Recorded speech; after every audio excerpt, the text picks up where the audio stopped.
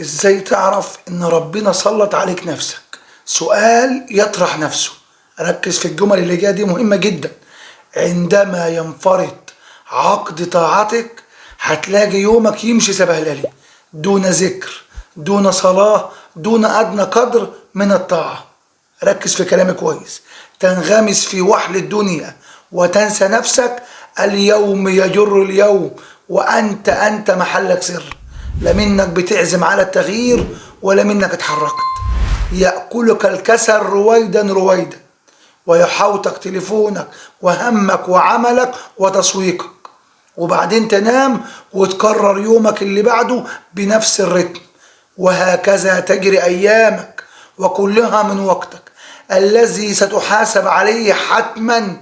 يعني العبد الذي وكله الله إلى نفسه لن يوفق إلى معرفة الله قد وكله الله إلى نفسه إلا بتوفيق من الله. فعشان كده كان لازم تدعي الدعاء دي ضروري، وتقول اللهم لا تكلني على نفسي طرفة عين أبدا.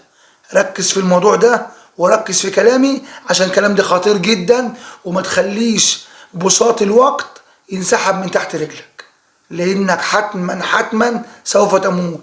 والموت ما بيستناش حد، ولا بيستنى ولا بيخبط على باب حد. يأتي بغتة، يأتي بغتة. أهلا بكم في قناة حكاوي الغلابة.